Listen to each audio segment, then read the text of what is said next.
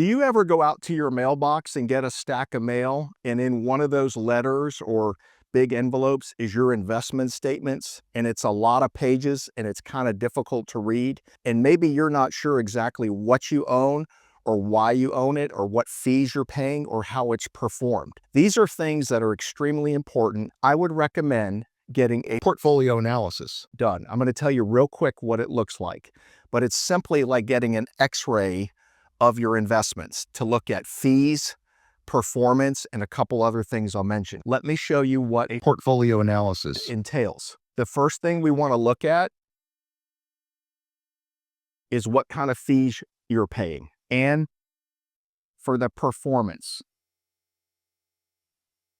So the first thing that's very important as you're going through your brokerage statement, your IRA statement, your 401k, is we want to find out what the fees are. They're not necessarily listed in your statement. You'd have to read the prospectus in order to get that information. Then another thing that's very important with investments, especially if you have mutual funds, is something called the turnover ratio. When you have money invested in mutual funds, you're taking your money and the manager or managers is taking other people's money, and you're mutually investing that money together to buy stocks and bonds. And a certain percentage of those investments or holdings are changed out every single year.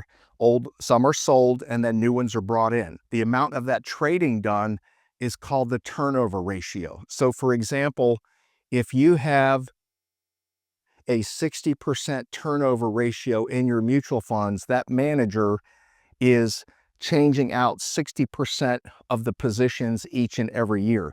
Imagine if you owned a company and you had employees and you had to change out 60 employees every year, get rid of some, and then rehire and retrain. There is an expense involved in that, and there's an expense here in the turnover ratio to you in your investments and the fees that you pay. So you want to know what the turnover ratio is. The third thing outside of fees and turnover ratio is something called duplication. This is an example of duplication. We had a couple the other day come into my office and we ran a report and audit on all their holdings. And they had about 10 or 12 mutual funds, but many of those mutual funds owned many of the exact same stocks.